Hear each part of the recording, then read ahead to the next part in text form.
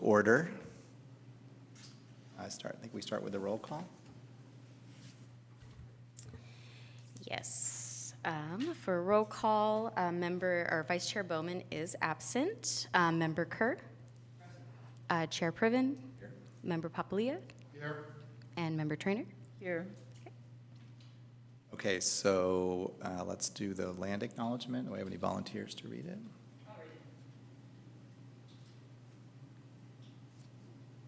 The City of Albany recognizes that we occupy the land originally protected by the Confederated Villages of Lisjan. We acknowledge the genocide that took place on these lands and must take strides to repay the moral debt that is owed to the indigenous people, specifically the Ohlone tribe. We thank them for their contributions, which have transformed our community and will continue to bring forth growth and unity. The City of Albany commits to sustaining ongoing relationships with the tribe and together build a better future for all that now make this their home. Thank you. Next up, item 2 is the approval of the minutes. I'll make a motion to approve. Is there a second? I'll second it. Okay. Vote. Okay. Again, Member Bowman is absent. Member Kerr? Yes. Chair Priven? Yes. Member Papalia? Yes. And Member Trainer? Yes. Motion passes. Okay, thank you. Item 3, any announcements? Other than that, I just dropped my keys. No announcements, just continuing along to work through the last of the interim audit items and rapidly heading toward the end of the fiscal year, which is a very, very busy time for us. So good times, good time of year for us. Any announcements from committee members?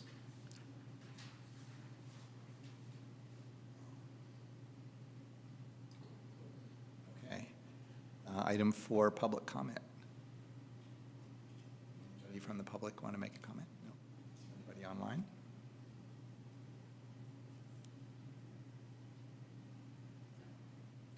Okay.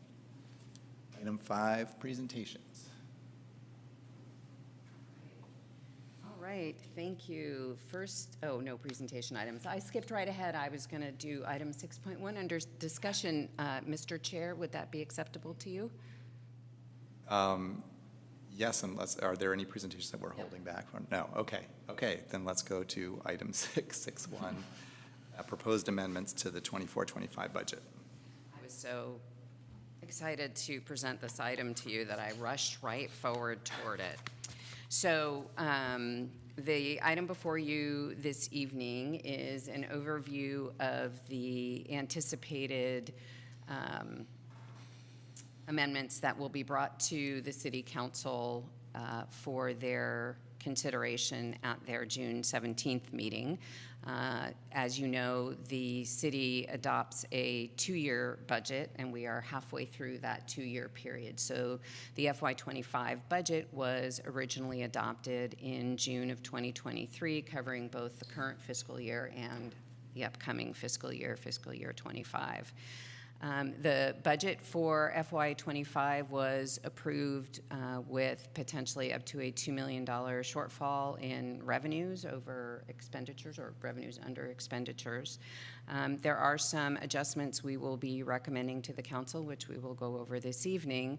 They reduce the deficit marginally, but the bulk of the work in ensuring that FY25 stays in balance is going to be done during the course of FY25 itself. As we've seen, we know that we typically have some salary savings and sometimes other programmatic savings, and so between the beginning of the fiscal year and completion of the FY24 audit and the mid-year point, we will be working on a plan to address any anticipated deficit that we see potentially coming at the end of the year once we have a little bit more information about how the fiscal year is going to go. So that's kind of our plan.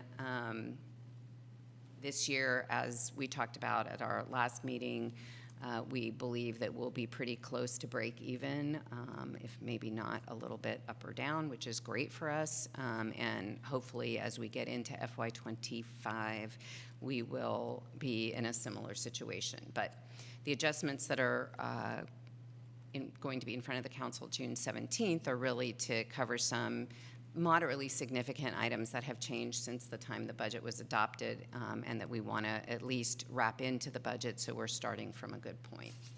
On the revenue side, there are a couple of positives. The city and Waste Management came to a new franchise agreement a few months ago, which, among other things, results in some increased franchise fee revenue to the city from Waste Management. So about $300,000 a year that is new revenue that was not coming to us before from Waste Management that will be coming. It's general fund money for any purpose.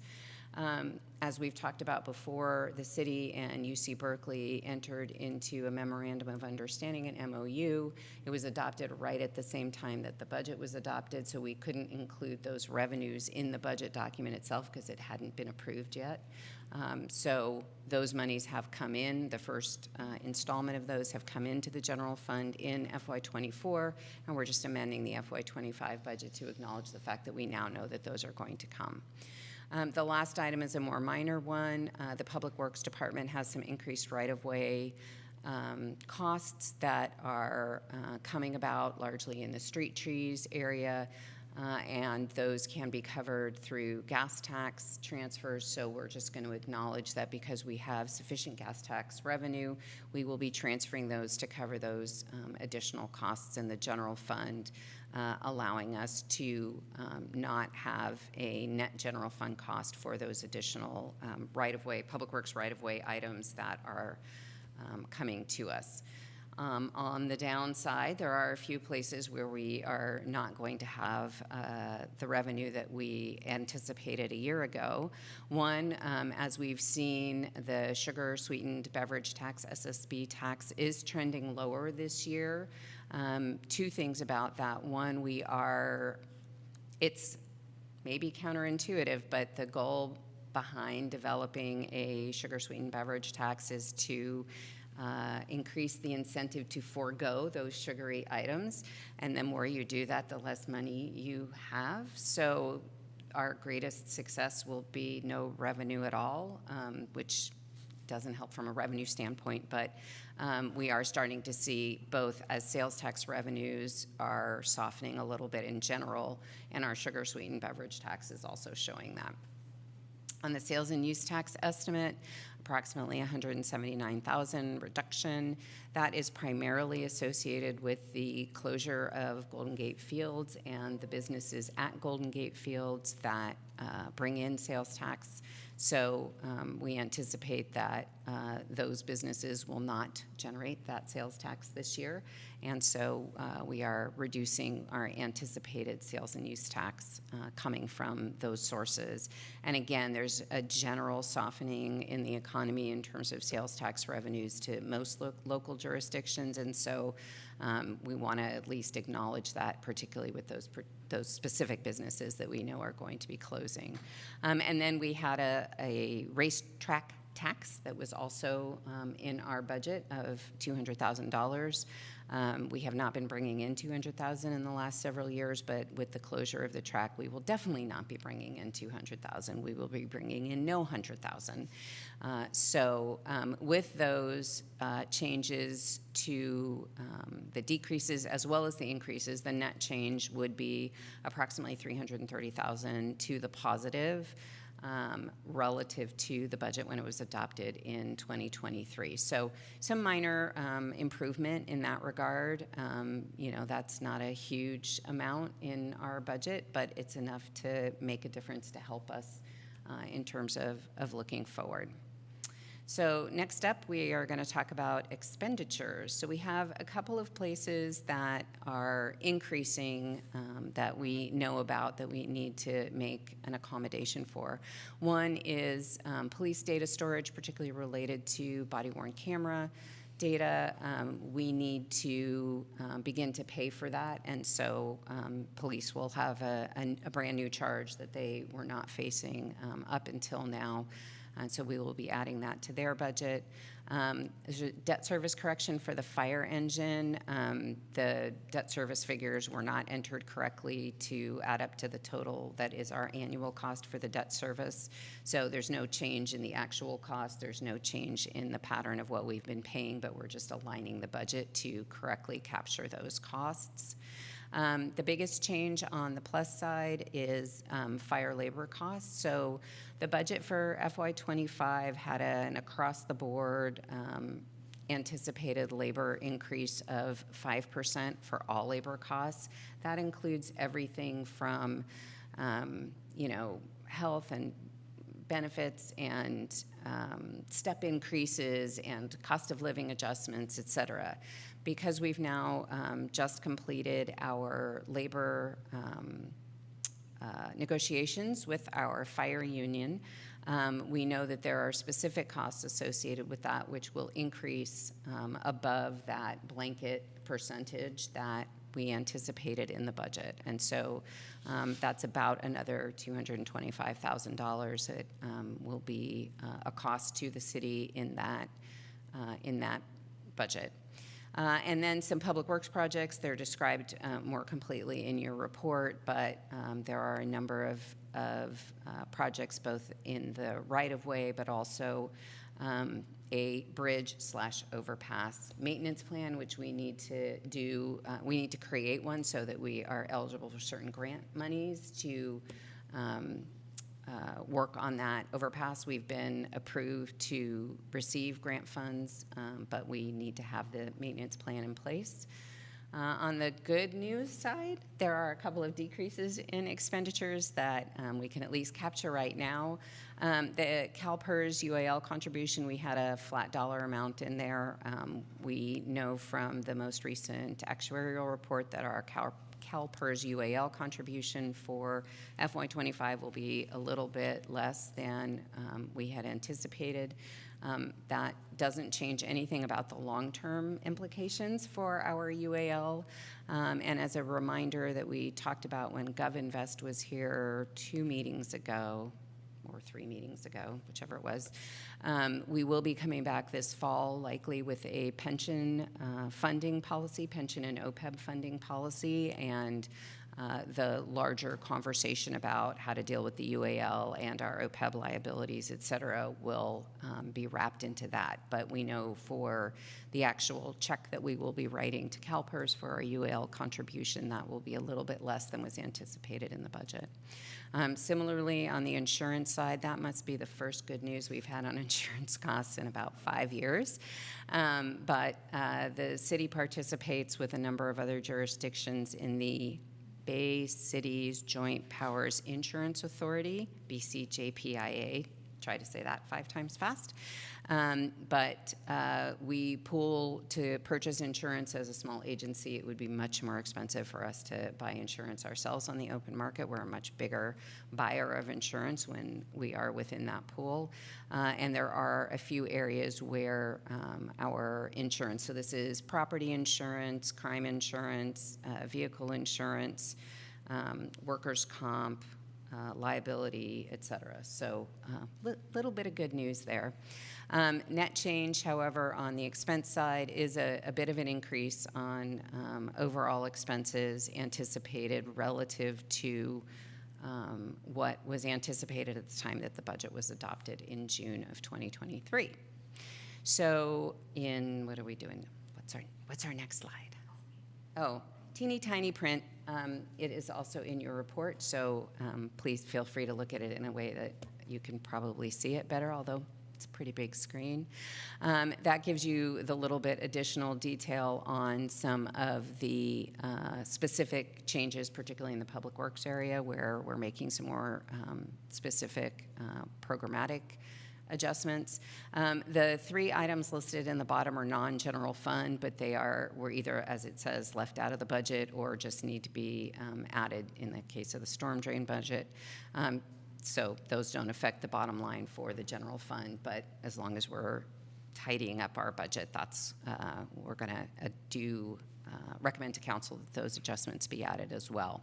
As I mentioned, there is a very small improvement in the overall financial situation relative to what it was at the time of the budget adoption, but we nearly at the beginning of the fiscal year will start working on, okay, if things are not looking on track at mid-year to be in a more positive situation than this, then we need to be bringing forward some recommendations on how we are going to balance that budget. So that is, if you're wondering why that's not in place right now that we're bringing forward, we are waiting to see how we fare once we get into it and what the end of this fiscal year looks like, because I think that will give us a better sense as well of where FY25 will be.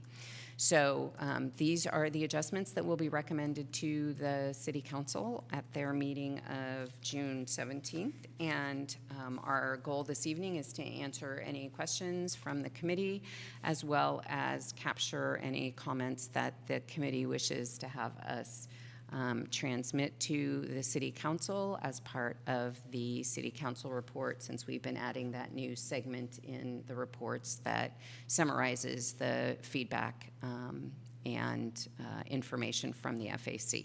With that, we'd be happy to answer any questions.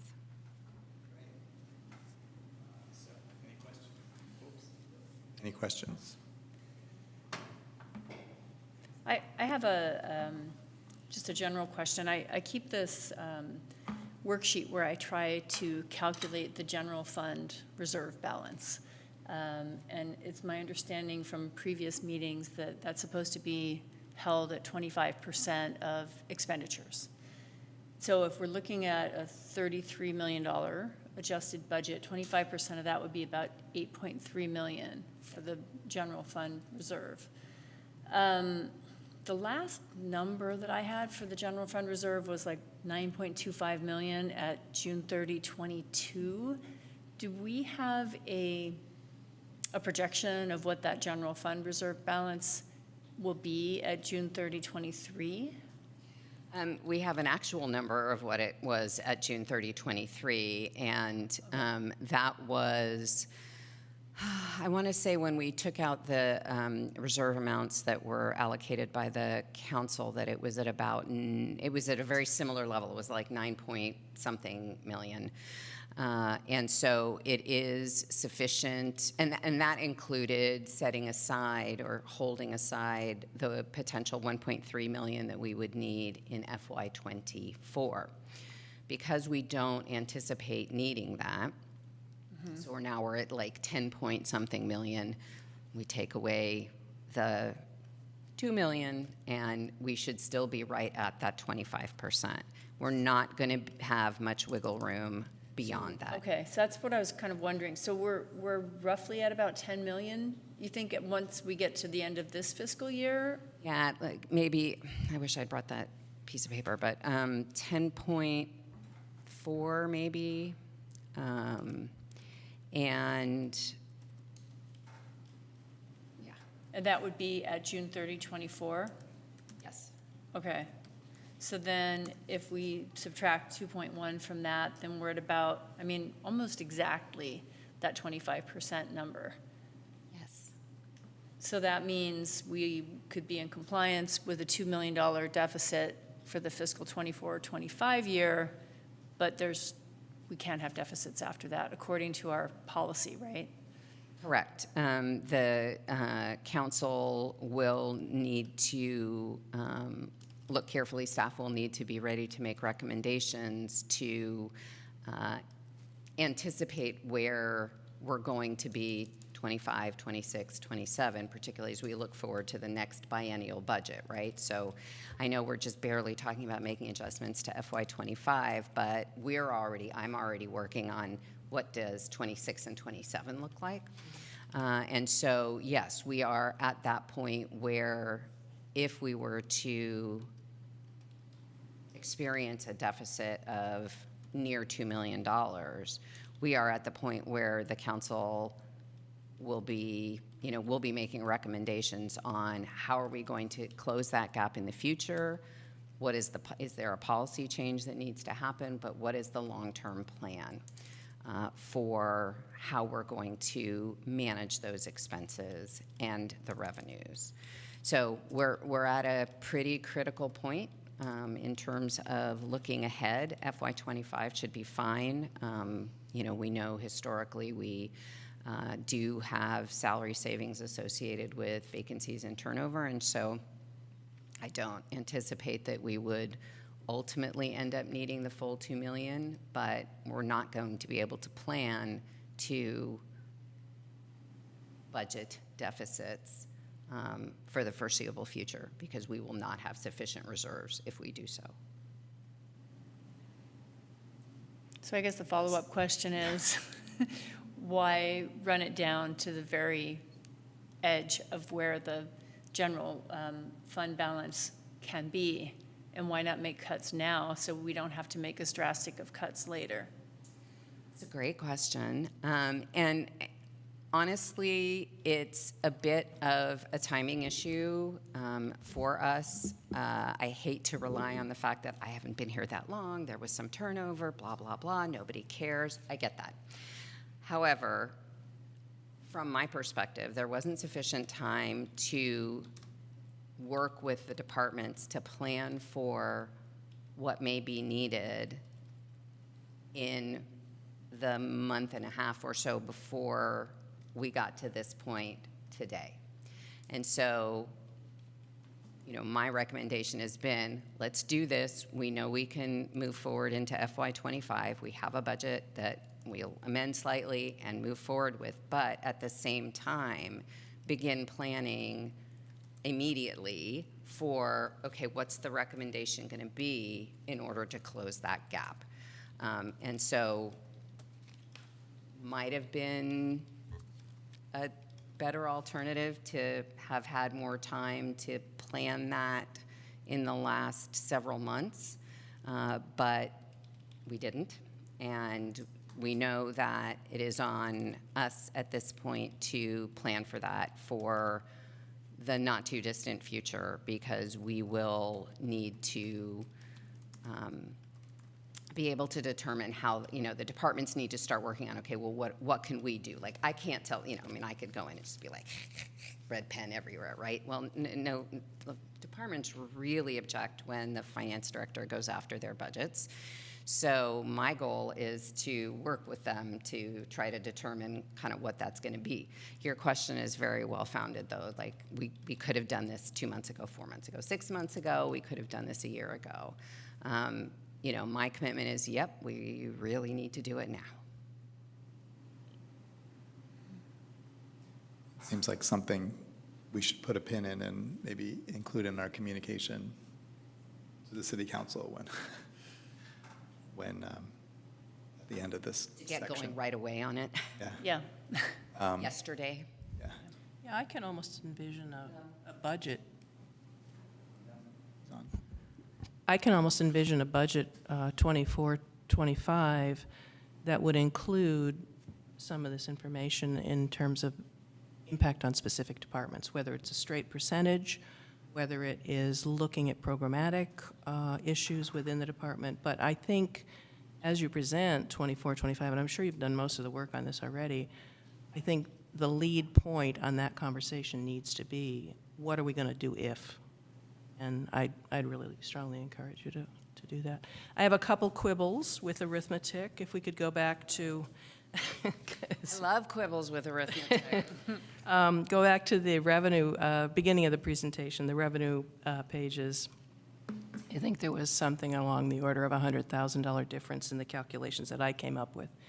So if you could move us backwards in the slides. $100,000 is worth finding if it's there.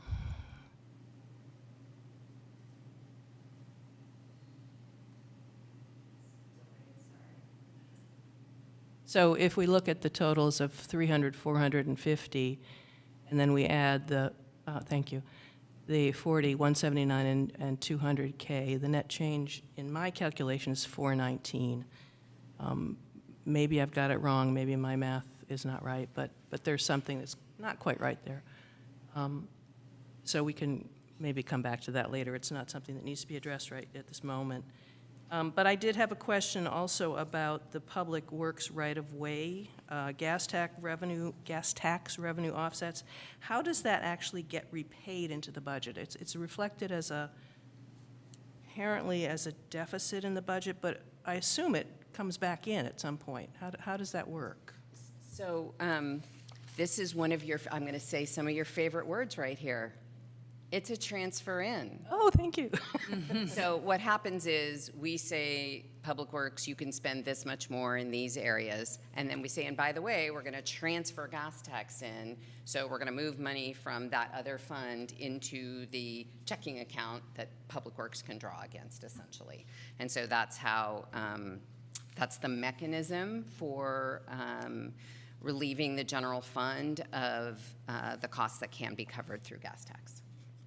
And when that happens, is it an anticipated budget revenue in the 24-25 budget? Do we put that in? So it's not really, okay. Yes, Thank you. we show in that lovely line that says transfers in, that thing that we talk about every quarter. Yeah, it's in that line. It comes in, okay.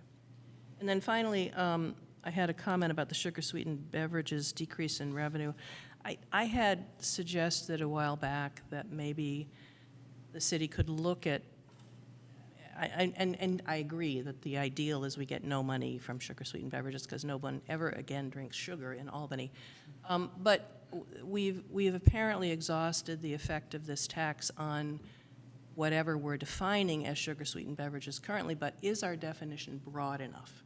Are we capturing the boba drinks? Are we capturing the sugar-sweetened drinks that we buy at the cafe? And should we be looking at that? Or is that something that we've simply determined is legally not manageable? So we believe that we're capturing everything that we're supposed to be capturing, and sort of by definition. The second piece of that is we have started a conversation with our vendor who assists with the sugar-sweetened beverages, and are starting to talk about how we can do some targeted compliance work. We haven't done any specific compliance work to date, but we have started talking to them about, okay, can we identify, you know, whether it's a certain number of businesses or whatever it is, that we can start to test to see whether or not we are being remitted what we should be remitted. It's good news. So it is a compliance issue, and we are starting to have that conversation because we may be missing certain tax revenues if businesses just aren't reporting them. And do we know if compliance monitoring is part of the initial the existing contract that we have with these remittance agencies? I think it is. Okay, with so Albany. they just need to do the work. Yeah. Okay.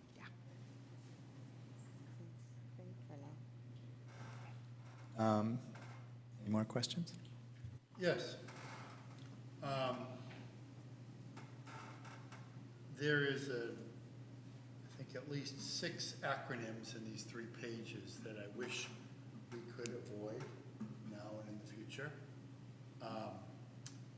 MOU, ROW, SSB, AFFA, UAL, oh, I have MOU twice. I know what some of these are, but I don't think the public does. And when I first saw ROW, I didn't know what it was. And you've told me what right-of-way is, but I don't know what that is. So in the report, unless I missed one, we always spell them out before we use the acronym. The acronyms are more used in the slides because they're shorter, and so the slides aren't so dense in the text. But in the report itself, in the text of the report, we should always spell those out. So when we miss those, we do go back and get them. In terms of right-of-way is basically the public street, right? So it's like the street, the curb, in some cases sidewalk, in some cases not sidewalk, but it's the stuff that the city is responsible for that we essentially own, Okay. as opposed to private property. And what's AFFA? The Albany Firefighters Association, it is our fire union. Okay. And I know what UAL is. So can you go back to the slides, please, that had these acronyms on them?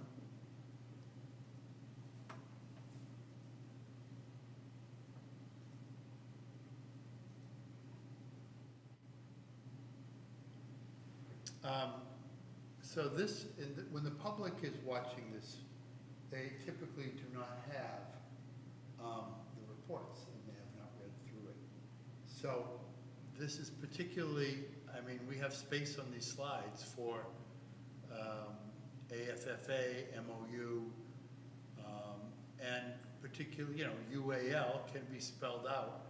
We've got plenty of room on the slides, and I think it just obfuscates the understanding when people are are watching and want to know what that means. So I would like in the future to have the slides have no more acronyms unless it's absolutely like the second or third time you're going to be using it. And when it comes to MOU for the university, was that in a different one? Yeah. It's on the revenue slide. Yeah. So how can we get a copy of the MOU? It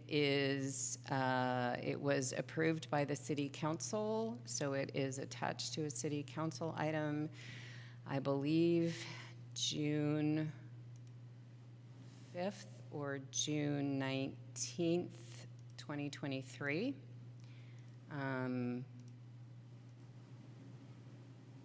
So that's where that lives.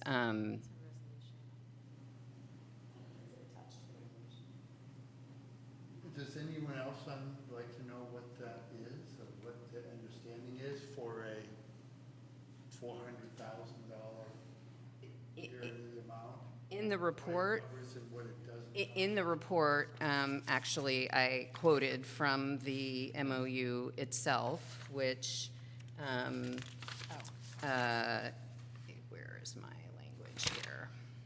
It's on page Because I did not want to mess this up, so I pulled it directly from the language. $400,000 per year for 10 years to augment other city services, because there's a comment about emergency response before that, but $400,000 per year for 10 years to augment other city services, community services, crossing guards, homeless encampment assistance, community programs, et cetera, and fire and emergency medical response services that benefit the residents of the city living in Albany Village and the broader Albany community. That is That includes exactly homeless what it's, and families, too. among many other things. Okay. Yes. And the reason, my ear is perking up because a homeless person, I'm assuming is homeless, is now sleeping on a futon on Key my route. walk, on the sidewalk.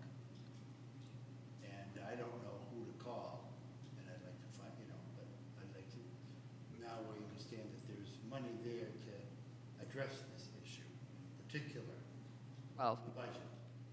I wouldn't say in particular, because it is part of a very broad definition of the types of services that this funding is to assist with.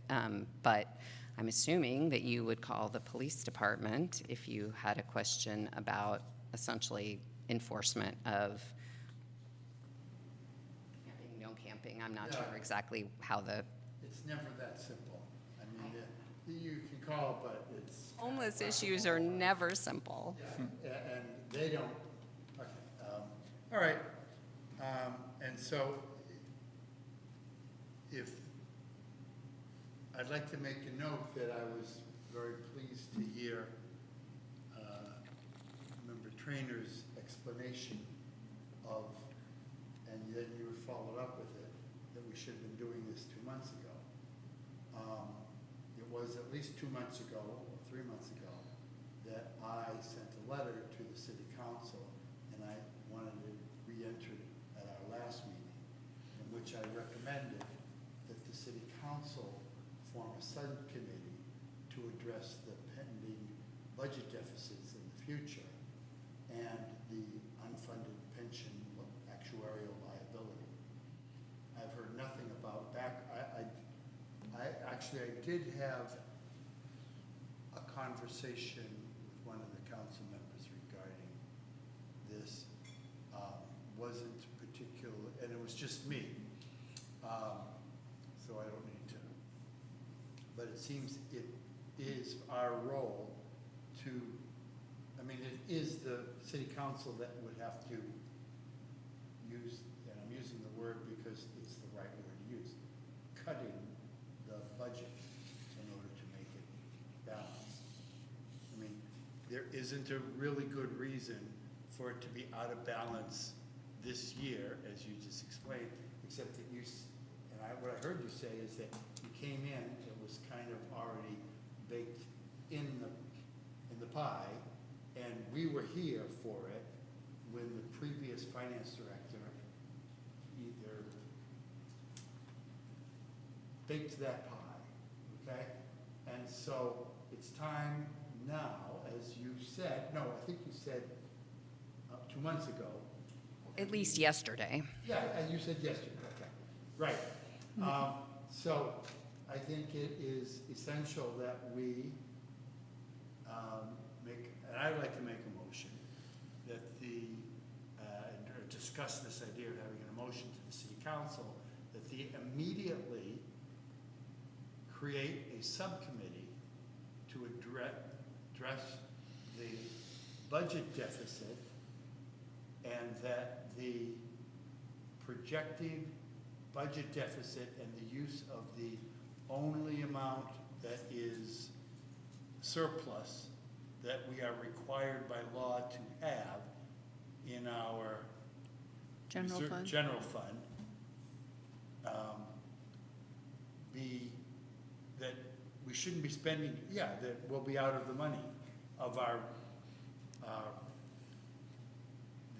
what's the right word for it? So I think it's called the general fund reserve balance, and there's a minimum of 25% of current expenditure level.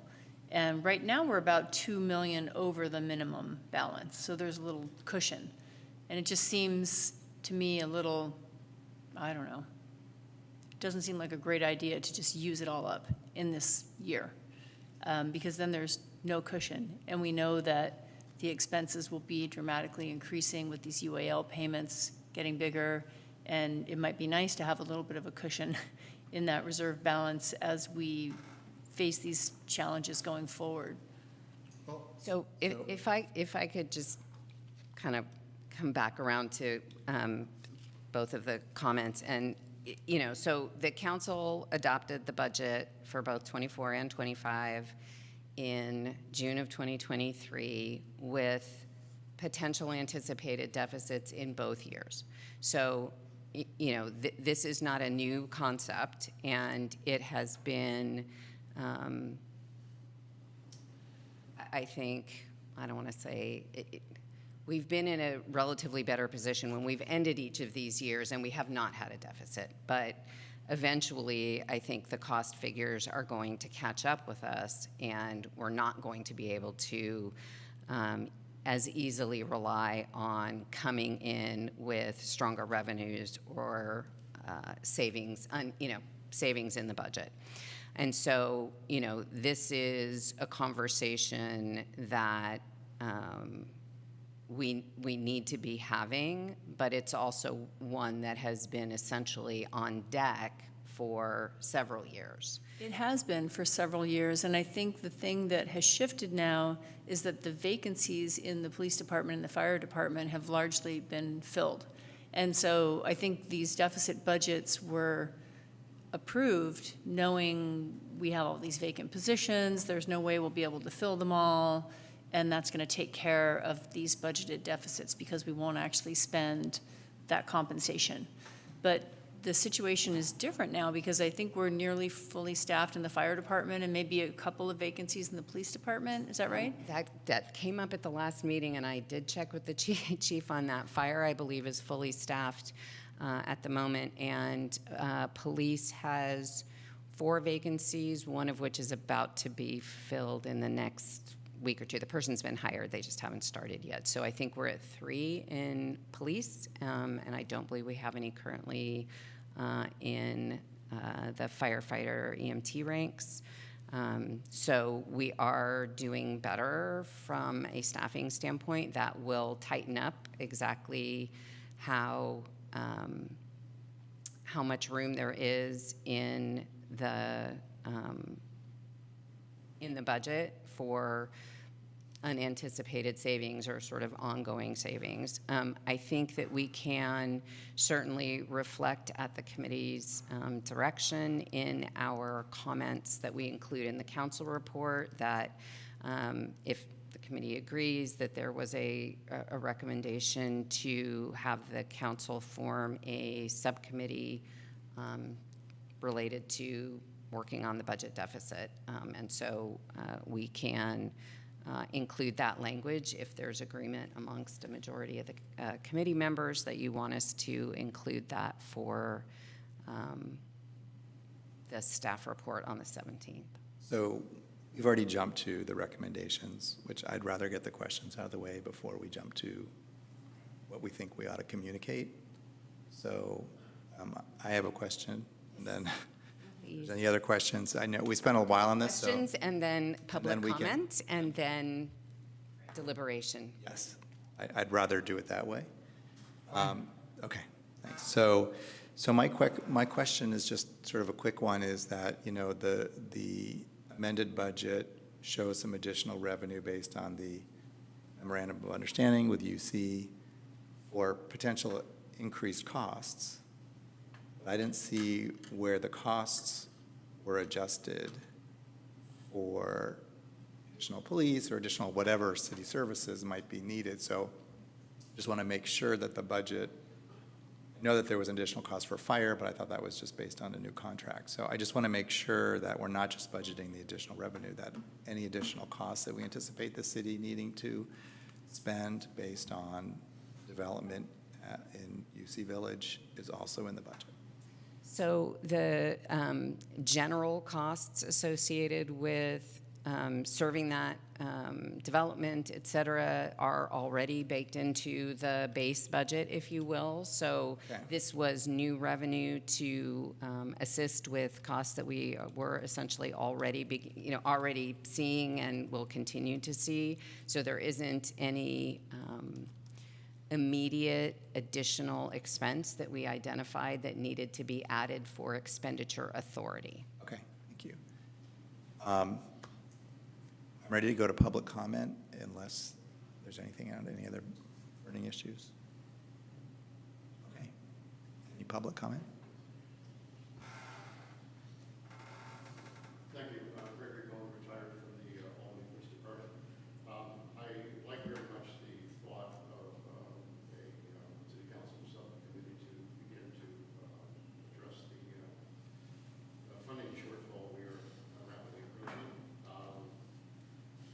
I think it seems we've gotten by every year the last several years only largely because of staff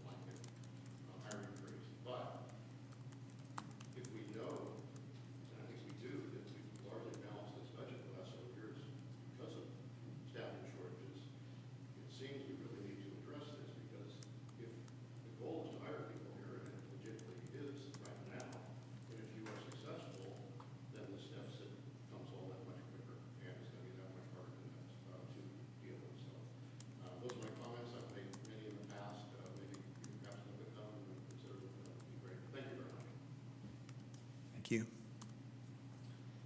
Any other public comment? Okay. So I think the next step is to just make a decision about what we want to communicate to the city council and how we're going to communicate that. So what I'm hearing is that we definitely want to communicate concern or / alarm about budgeting a deficit for the 24-25 year, which, if realized, would result in the city having, really no buffer below the minimum general fund reserve. Is that the right term? Mm-hmm. General fund reserve that's required. That's number one. Number two, we have reason to believe that while in the past, budgeted deficits have not been realized because of staffing shortages, that our understanding is that a lot of those staffing shortages have been addressed, so that we have reason to believe now that the budgeted deficit is potentially more likely to be realized than in the past. All right? And I guess the third point is how the city addresses it. You have made a recommendation about a subcommittee, and Raina, I'm not sure, you were talking about sounded like more like staff looking at it or something. I don't really know. I'd like some discussion on that, because I don't really have a basis for thinking about how the city council goes about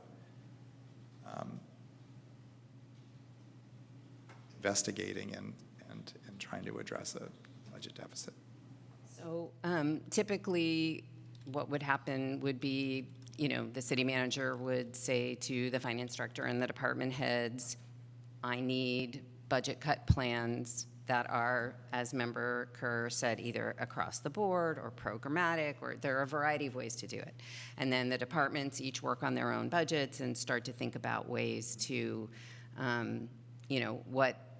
what things could be, are there efficiencies? Are there ways to, just do things more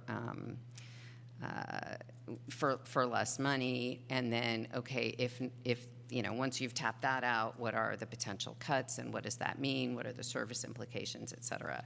And then, ultimately that gets put in a plan, a proposal to the city council for, here's a recommendation from the manager on how to balance the budget. Some cities do have a budget subcommittee from their council, some don't. They act as a committee of the whole. It really varies depending on how that council wants to handle it. So I think certainly, the FAC should make the recommendation that you are most comfortable with as a group.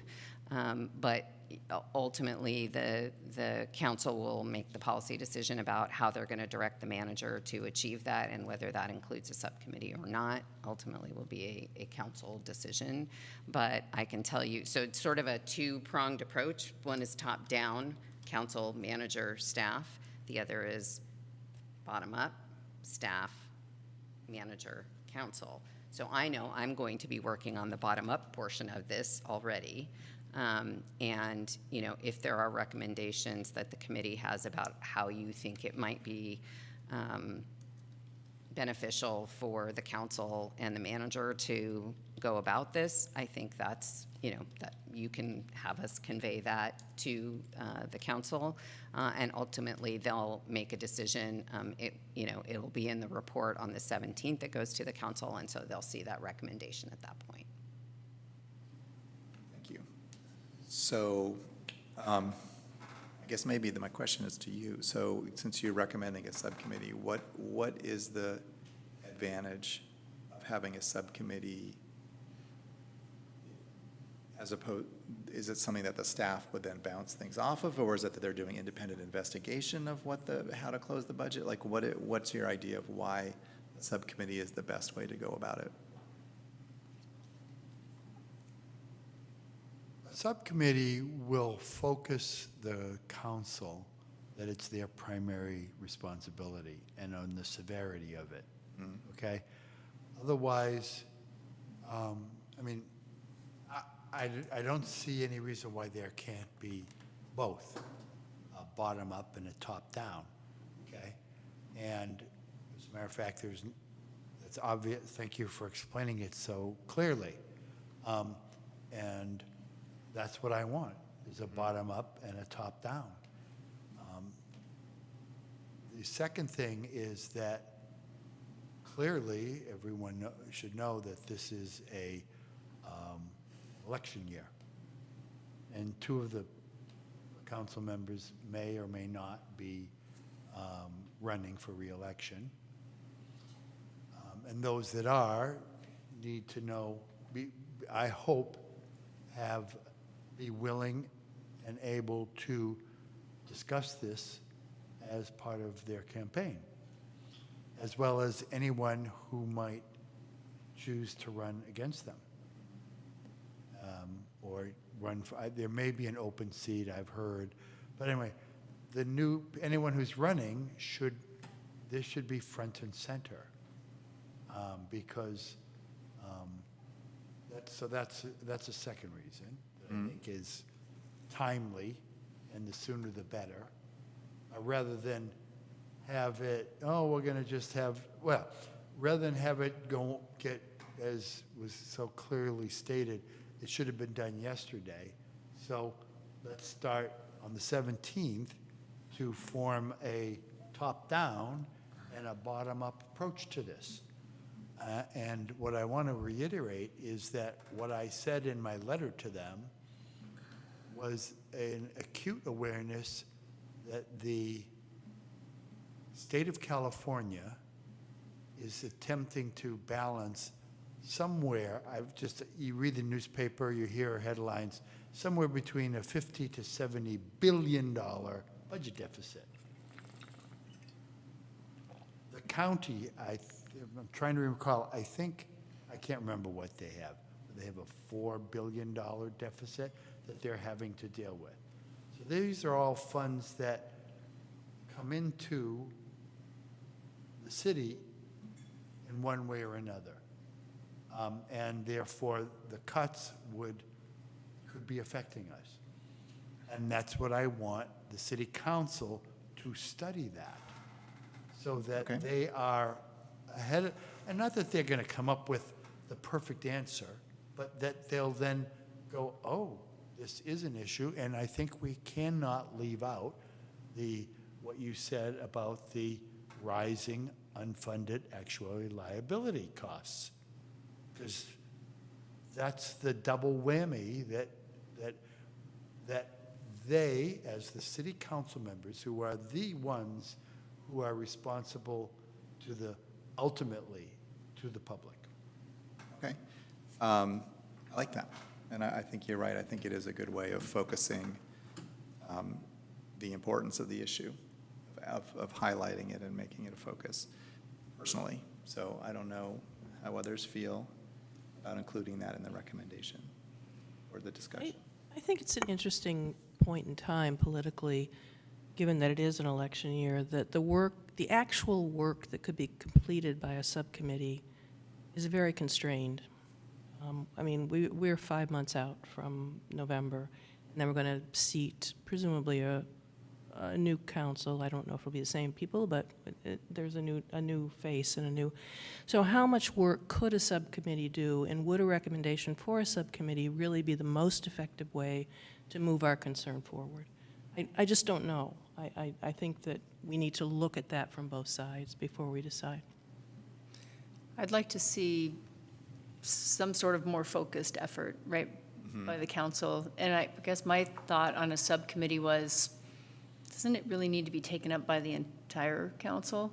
To me, this seems like it's the whole body that has to really agree on this and work on this, because two people can maybe give recommendations and say, this is what we think needs to happen, but they really all have to focus on it and agree. So I guess I think it could be a good idea.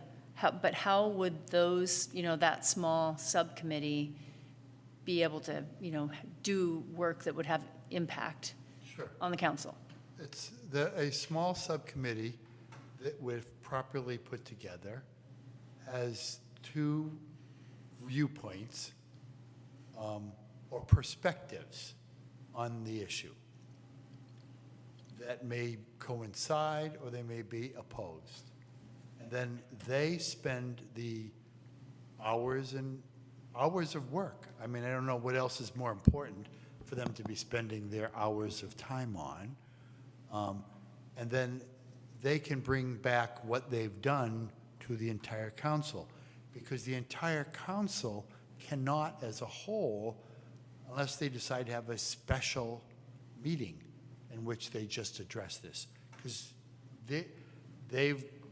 and once they have decided as a group, yes, we're going to form this, then their mindset says, we all agree that this is a number one issue or a vital issue. And number two, we're going to have two of us take care, give us a presentation from a council member point of view. At the same time, the finance director, the city administrator, and all the heads of the departments come up with a perspective that then becomes a better understanding of the issue and what is possible. How else can it be done? And so they do it all the time. And as a matter of fact, just recently, the city council had a motion for a ceasefire in Gaza, and they had that as an agenda item, and then they spent a good part of a meeting discussing that and setting up a subcommittee, and then they had a special meeting just for that issue. And what I do know is that the mayor met with dozens of different people with different perspectives on it, because they felt it was an important issue. And so they spent the time, and then they came back with a very detailed approach. Now, I'm not asking them to come back with a solution, just like we have subcommittees. We have the pension subcommittee, we have the revenue subcommittee, we have the what's it called? Dashboard. Dashboard, yeah. Yeah, the dashboard, right? And then that gives us I depend on you guys in those other committees a lot. Yeah, okay, I think we understand. So, Perhaps to try to kind of move this Yes. forward, to say as gently as possible, I think that it would be helpful for the council to hear the level of concern and the perspectives. I would not spend a lot more time trying to perhaps micromanage how the council is going to achieve that. They're going to have their own ideas about how they want to achieve that, and they need to organize themselves to do that. And so rather than working through a very detailed recommendation about the structure and all of that, I think it might be most effective to talk about the concern, talk about the fact that we probably won't have the salary savings that we perhaps have had in the past, and that, the request that the council,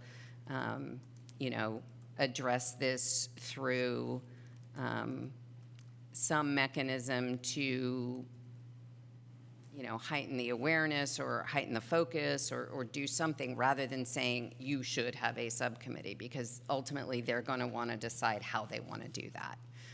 And so that may not be the most effective to spend a lot of effort on the specifics of it in terms of structure. I think specifically our job is to give them a recommendation and they can then go do what they want with it. I mean, I have no problem with them coming up with a better idea. No problem whatsoever. But Right, so I think we all understand each other, so maybe we should either just vote on what. I would just point out too, committee members are welcome to attend council meetings and identify themselves as committee members and make public comment on an item. So if the committee doesn't have an agreement on a route to go as a whole, that is certainly something that other committee members do. And you are welcome to participate as a member of the public when this item is presented on the 17th, if that helps. Okay. So it sounds like we don't really have consensus, is that right? Yeah. Okay, so then let's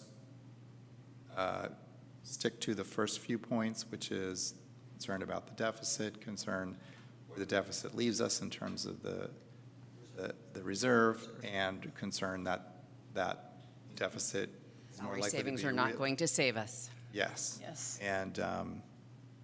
And so then I am not around on the 17th, so I'm not sure if one of us wants to communicate this directly. It's June 17th. You know, as individuals, it doesn't mean much. Either we speak with one clear voice from the Financial Advisory Committee, or we don't. Well, so we, So it needs to be clear. I mean, again, they don't have to do anything. Our job is to be, I mean, what we've done for 2.5 years is understood this issue. And that's all. so I, I think that we can reach a consensus as a group of 4 today about, those issues that Raina just summarized. Right. And I think we could come up with a statement, and it's June 17th, right, is the meeting? I could go to that, okay.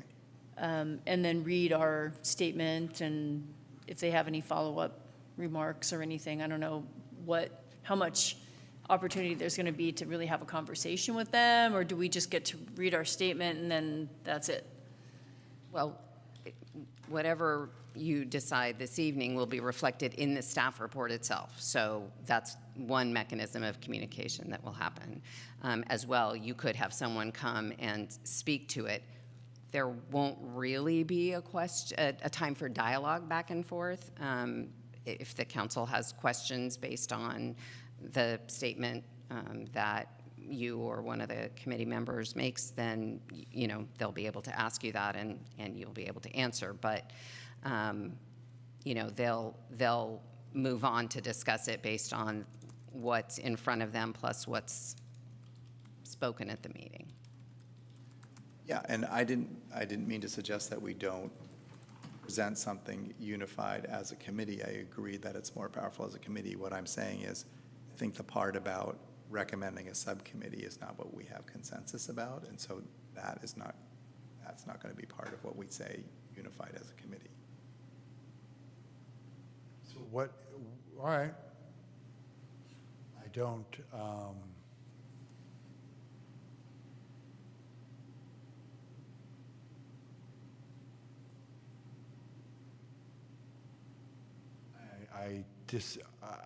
if you say that there's that what you're saying is that you don't want that to recommend them that. So that's what I'm hearing. That's what I'm understanding from. I think what I want to We don't recommend, have- I guess right now, we we don't don't have three consensus on people, that, no. Without having an actual vote. Because I think that's that without actually doing that, it's just going to get lost. And that the staff report, while mentioning it in the staff report, without giving people a deadline or an action program, nothing will get done. And I don't think that whatever we've kind of goes into the report is going to instigate any action until deficits actually happen and they're going to have to do the cuts. How do we let them know that we're not supposed to let our buffer go to zero? So, Francesca, I mean, with all due respect, I think we all understand each other, and we understand your position, and I think what Raina's saying, and I agree, is that, you know, whether we recommend a subcommittee or not, they're going to do what they want. So we don't need to, you know, spend a lot of time whether we're recommending a subcommittee or not recommending a committee. You might be right that without a deadline and without, you know, sort of imminent breakage of the law with not having enough money, nothing's going to happen. But probably our recommending a subcommittee or not is not the make or break of. I disagree. I think that that's our job, and that if we as a group decided to tell them that this is a priority of the Albany Financial Advisory Committee, that and as a group, but you say there's no consensus, and you're saying that the consensus is what we've kind of, that is going to then be incorporated into the staff report from what they've decided is going to, you know, trying to put it all together. Then, without an action aspect to it, for them to reject or include or approve, it's just going to fiddle out, and I won't say any more. Thank you. I disagree that we don't have consensus. I think we don't agree on a directive action plan to the council. I think we have a lot of consensus about what we think the council should be paying attention to. And I know that that is an important message, regardless of whether we have a prescriptive action plan for them. We could suggest a timeline that this issue be addressed and discussed and agendized for October, the second meeting in October. I think that would be an important step. But I don't see that creating a subcommittee even allows a timeline for response. Subcommittee would go away and meet, and then they'd have to get on the agenda again, and then there would be or not an actual statement by a subcommittee. I think actually the subcommittee buries the issue, honestly. So I'd like us to just agree that this is an urgent issue that the council needs to address. And I can be at the June 17th meeting as well to make that statement as a member of the committee and as a member of the public, and I plan to do that. Can you elaborate on the time? You said October something or other? Just before the election. That the council address it and discuss and have a future conversation. One of the places where it most logically falls into place is when they approve the 24-25 budget. I mean, that is a point at which this could be discussed. And that's a lot sooner than October, right? That's this month. Yeah, because they'll have the study session on June 17th, and then is it the very next meeting where they No, approve? their or- adoption, the budget's already adopted for Oh. 25. We're bringing some amendments. Amendments. But there is no. There's not a new there's no, approval. like, we're in the middle of a 2-year cycle, so Right. we have adopted budgets for both years. What I heard October, meaning before the election, that's how I interpreted your comment about October. And that, you know, we can reflect that it was an urgent issue from the committee's perspective, that it's, you know, that the committee recommends that the council treat it as a matter of the highest priority, that there's concern about the deficit and what it might do to our ability to maintain our 25% general fund balance and any buffer beyond that. That salary savings have been a significant source of budget balancing in the past, but as we've continued to fill positions, that is less likely to help us, and that you know, it be addressed through, you know, additional meetings. I'm running out of great words here. You know, before the end of October, if Council focus. council focus, before the end of October. So this June 17th meeting, is it sort of a pro forma approval of your suggested amendments? Do they even need to be approved by the council? Like, what's the action they take? Yes. So So they are we approving these haven't- changes. We have an adopted budget. Absent any further action, we go forward with the adopted budget that was put in place in June 2023. The recommended changes that will be in front of the council on the 17th would amend that budget so that when we start the year, those amendments are in place.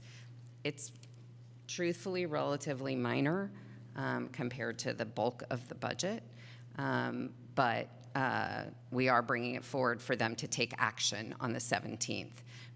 But it doesn't, that action is not required to have us have a valid budget for FY25 because they've already adopted that. So the statement by this body is really more to try to focus their attention as quickly as possible on, these issues that are coming along. And Raina had suggested that if it does look like this $2 million budget deficit is going to materialize when we get to the midpoint of the fiscal 24-25 year, then you'll have suggestions for changes to make midstream with the budget. Did I mishear when you said that? That's essentially what I said, is that, I can, as I watched, we're going to go through the first, 5-ish months of the fiscal year, and we need to be planning so that when we look at where we are at that 5-6 month point, if we're doing a whole lot better, whew, thank goodness we probably don't need to make big budget cuts. If we're not, we need to be ready with a plan to close that deficit.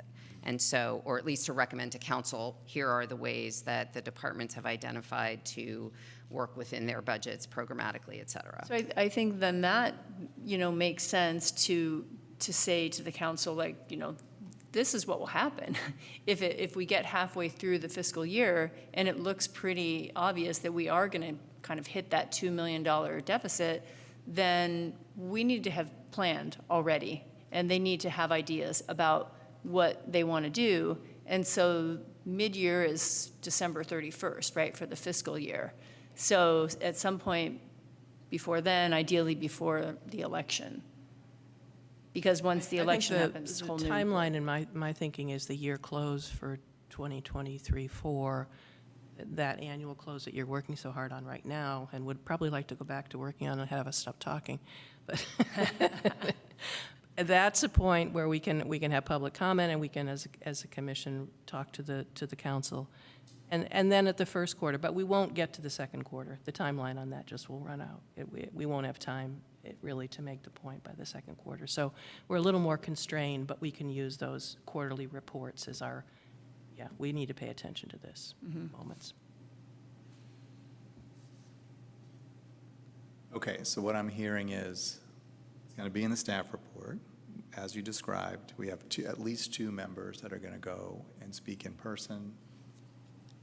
Others are also welcome to come and add color to what we're saying as a committee and what other folks are saying as well. It's like color commentary in sports. Okay, So it was a robust conversation. when we go to do those comments, I think when we did this last year, when we made a presentation to the council when they were having a study session for the budget, and I think we sort of discussed the talking points and then went away and we drew something up, and it was you and I and Kyle was there too, right? And so there's not really an opportunity for us to draft something and then recirculate that, right? Like, we just have to agree these are the talking points, and then we draft that up, I think. I think we take the report from tonight and just say it out loud. This is the conversation. Or if you have The anything. video from tonight should be up by tomorrow-ish. And so you can relive all of the conversation to capture the words. We will relive some of it to capture the words to go in the staff report. And at most, 2 of you can talk together, but not to anybody else, about talking points if you wanted to agree that you would have 2 folks essentially act as an ad hoc subcommittee between now and the 17th.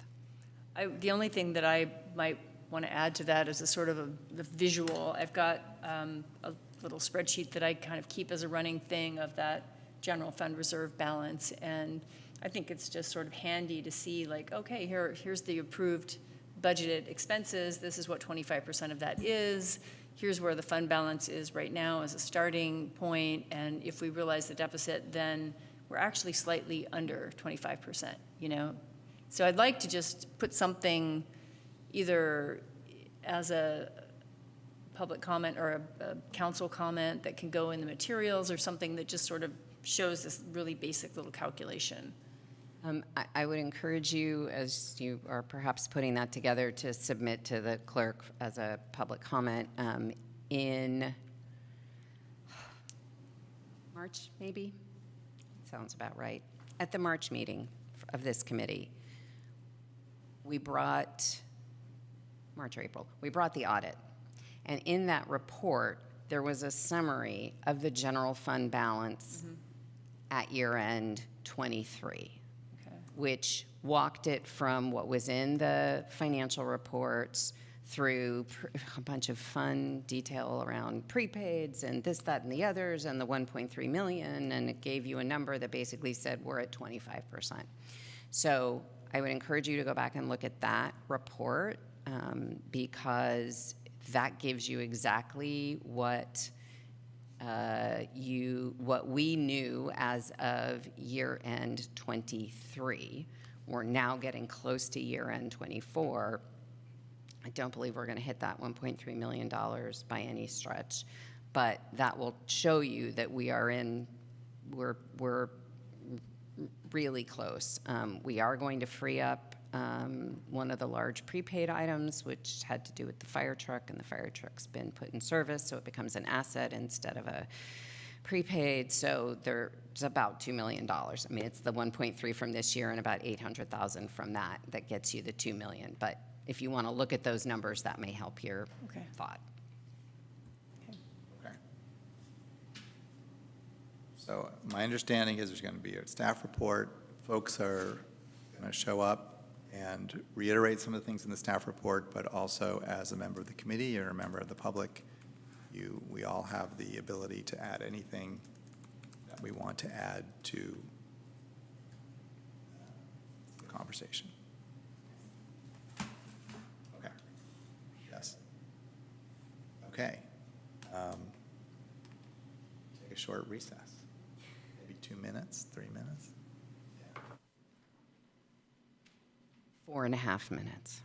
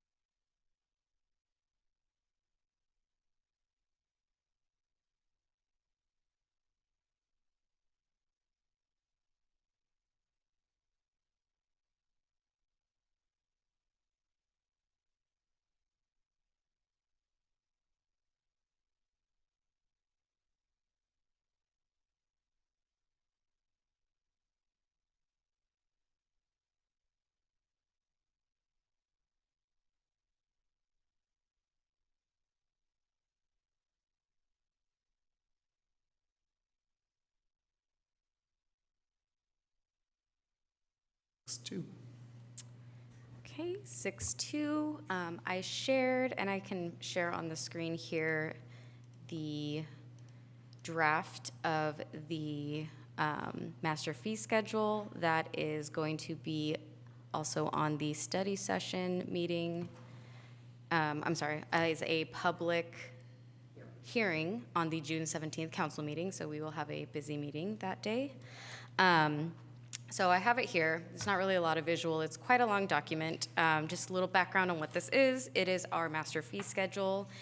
It details the various fees charged by departments during operations for services, permits, things like that.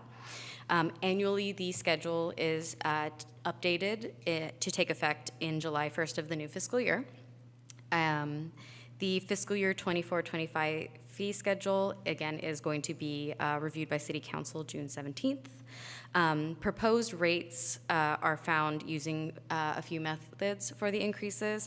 Historically, several of the fees that are increased follow the Consumer Price Index, or the CPI, for Bay Area for all items. This year's change is 3.66%.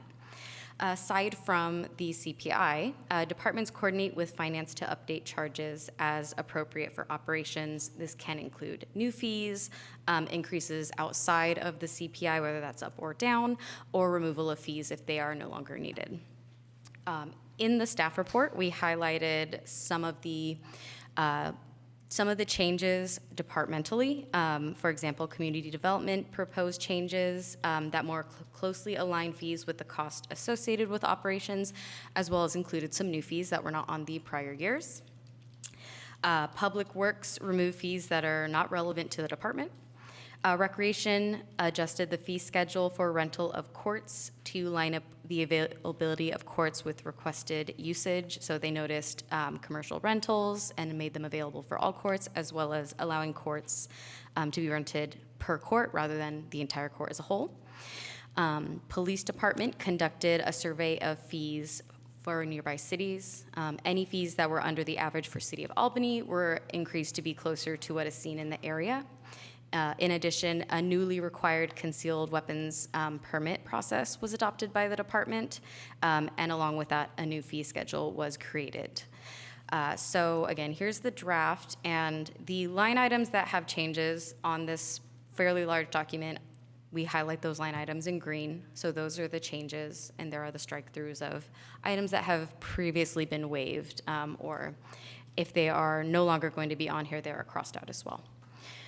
So this was the item. This is, again, it's currently published, and it will be a public hearing as part of the June 17th, 2024 meeting. Thank you. I have one small comment, which is that it looks like the current ones are all rounded to the nearest dollar, and there's a lot of ones in the new ones that are like really to the penny.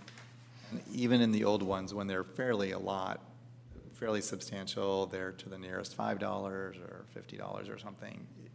I mean, it's such a small thing, but I mean, if I got a permit fee for $17.62, it's kind of weird. So we had quite a bit of discussion about this very topic. Okay, and, sorry. One of the challenges is that with rounding, you sometimes run into problems, and Cassie has scrolled to where we had an issue with the rounding last year. And so the decision was made this year that we would just go with actual numbers because everybody understands actual numbers. And so that is why we did it. But there are people who have feelings of positive and negative about that on both sides. And so I appreciate your dissatisfaction with pennies. It's a better methodology for us if we just go with the numbers, because then nobody has to remember what anybody else did, except that it's, this number times this percentage rounded to 2 digits, because we do have a monetary system that rounds to 2 digits. For now. For now. That was the problem, that it was resulting in over collection of fees because the fee can't be more than the actual cost of the program? There was some of that, and so then you always round down, but sometimes the rounding down ended up being relatively large when you got to larger dollar amounts, and so it was, when we looked at it this year, I recommended to the city manager that we just go back to actual calculations, and Okay. so we did. I apologize. We'd all don't like the have to last 2 minutes apologize of at our all. life back. Any other questions on the master fee? I just have a sort of a broad question about the items that are on the master. I took the opportunity to look at El Cerrito's master fee schedule and Emeryville's master fee schedule, and in honor of our current finance director, I looked at Clayton's master fee schedule. and so, so I note that there are things that we don't charge for instance, tobacco retailer fee or RV parking fee or restaurants and nightclub fees. And I don't know what the history of this document is well enough to understand why we would or wouldn't amend it with new fees. Because there's also a bunch of fees that I don't get why we do charge for goats and chickens and bees, but we do, a lot of money. So a little history if anybody dares to try to do that. I think every community develops its own character when it comes to the things that have perhaps come up in discussion or been issues in the community, et cetera. And so you do see variation across communities in terms of some types of fees. I will say that I don't know when the last time there was a more comprehensive view of this document, and that is something that is typically done periodically, not super frequently, but it is something that we could certainly consider for the future if there are areas. And it actually came up with Public Works this time around. They were asking kind of like, well, could we look at maybe other things? And the answer is that absolutely.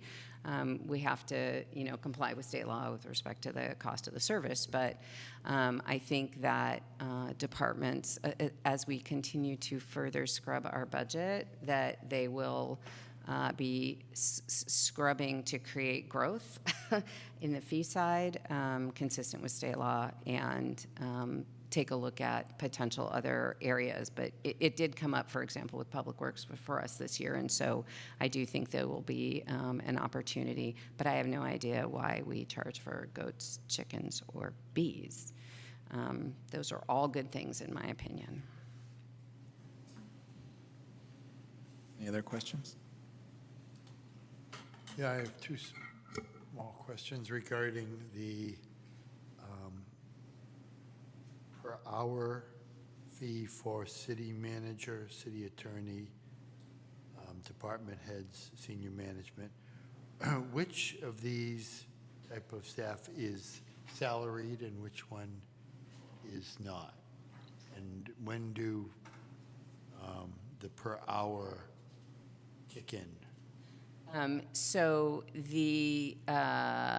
all of the folks except, I believe, maintenance would largely be salaried. The staff time for those folks doesn't come up super frequently, and I'm not familiar with when it has come up in the past, but most of those are certainly manager, attorney, department head, senior management. For overhead calculations, that may be. So one of the things that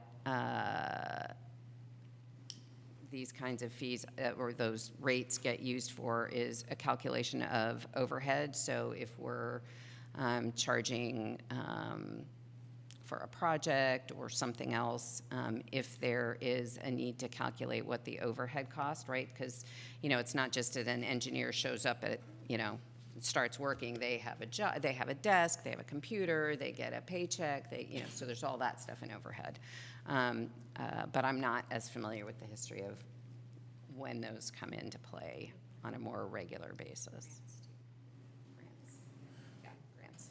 the city attorney is a contract with an outside private firm. Yes. So I would see that's why it doesn't go up, because it is whatever the contract says, I guess. That's what I concluded. And the city managers is just, as you said, we could, if the city manager had to do extra work, that would be and that $176 an hour is based on a salary with so many work days a year? Yeah, I wasn't involved in calculating it, and we're just bringing forward the increase to it. But typically, it would be calculated on a productive hours basis. Yes. As the revenue for the city, have you received any or given any invoices out to other agencies, or had a need to pay the city attorney extra or the city manager extra in the last year? None of this goes to those people, to be perfectly clear. This is, for example, if we had a grant and the city manager had to do something related to the grant and we could charge for that to the grant, then we recover a little bit of cost of the city manager's time through that grant. The city manager doesn't get any of that. The city. Let me guess, it would be a transfer in. Sometimes it's just straight revenue. Okay, thank you. Okay. Do we have any public comment?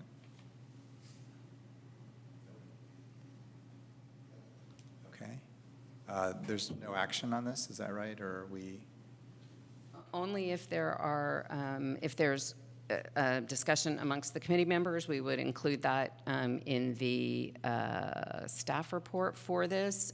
We can certainly reflect that there was a question about looking at areas where maybe we're not charging fees, and that could be part of our budget evaluation, and we'll include that as part of the FAC comments based on Member Kerr's comments, because I think that's very well a good add for us. And unless there's anything else, there is no formal action from the committee on this item.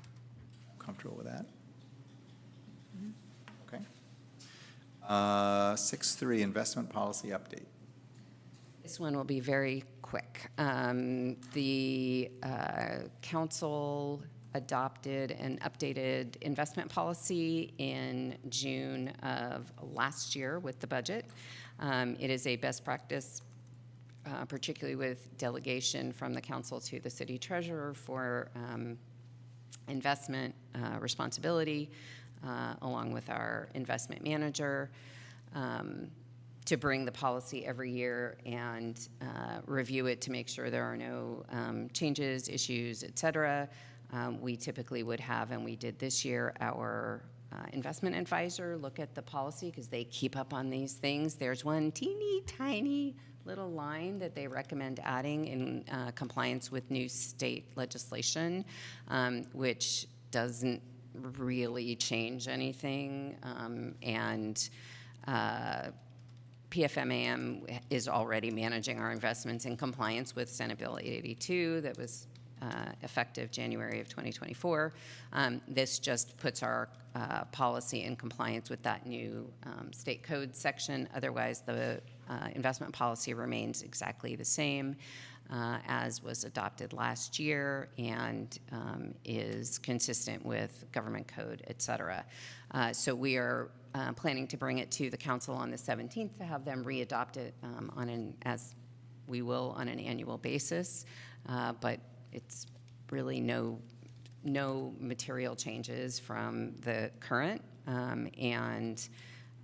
As you know, we will have our investment advisor come present before this committee in the fall of this year. So just in case there were further detailed questions on it, they could be asked of our investment advisor at that time. Sounds good, and I'm glad that they're helping us keep up with the law. Any questions about the recommended change, about the policy? Are we actually allowed to invest in mortgage-backed securities per the investment policy? Yes, I believe so. So it's, our investment policy is included in your packet, and authorized investments are on page 9. This did not print nicely. Sorry, looking it up. The change has to do with the government-backed Yeah. securities, not Okay. other ones, I think.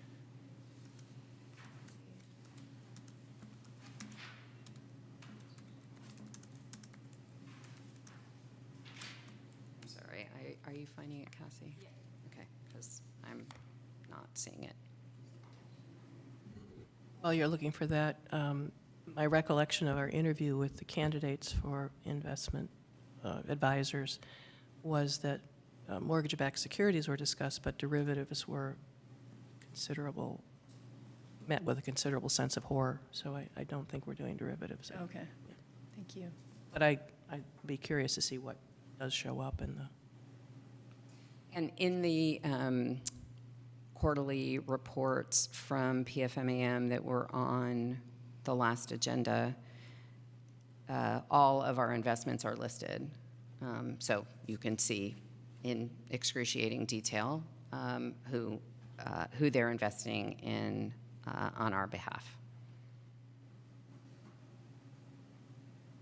Okay. And the change has to do with that second paragraph there, the government-sponsored enterprise obligations, I think. So, okay. The change is in that asset-backed securities, which is a little bit further down.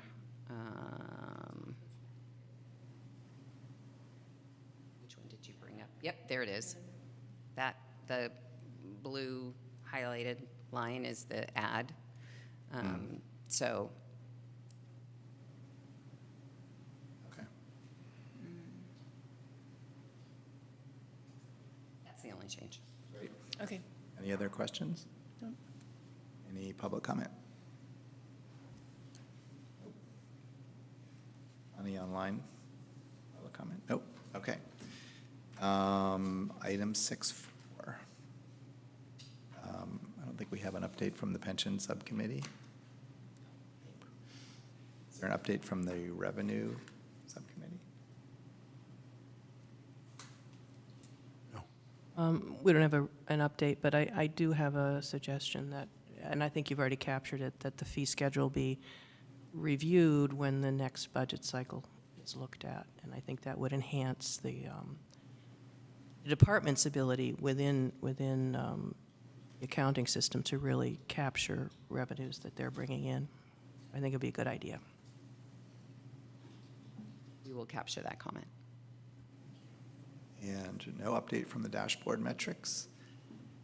Any public comment on the subcommittees? Okay, future agenda items.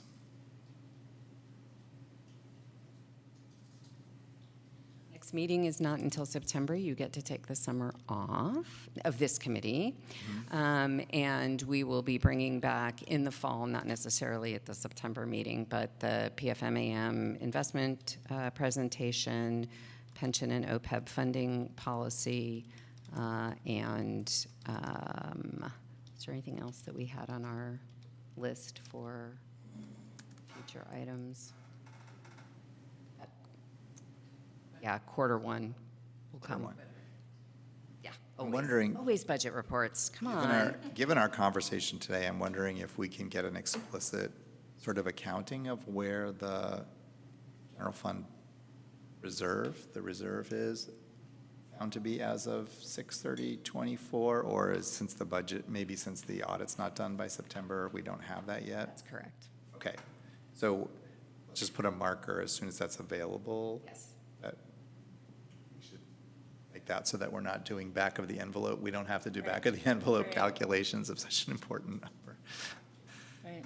Um, So September 4th, then, is that the next meeting? Yes. You're not going to miss July. I'm not going to miss. Yes. I have a math question. We're supposed to have 8 meetings a year. Right. We're on schedule for 7 this year, is that We're on correct? schedule for 8.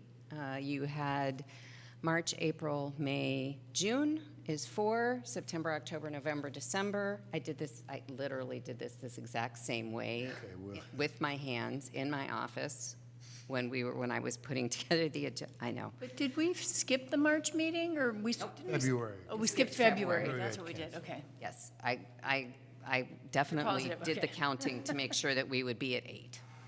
Okay. So the math, I think that math is correct. Yeah. Yes, okay, I've got December. We will have December. It'll be good because we're at the beginning of the month. It's always the first Wednesday of the month, so, not too many Christmas parties by then yet. Any public comment on future agenda items? Yeah, and so the September, can you give us a schedule for September, October, November, and the items that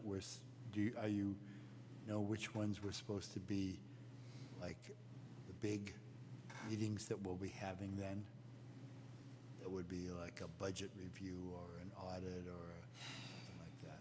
In the September agenda, we can include the anticipated items for, obviously, you'll see the September one, but for October, November, December.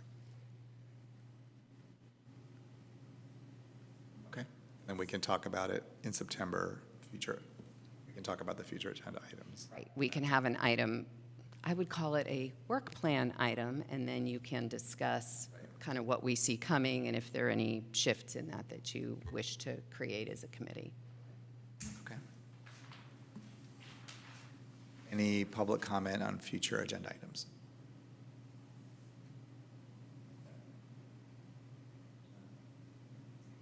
Okay, so item 8, the next meeting is September 4th, here at 7 p.m.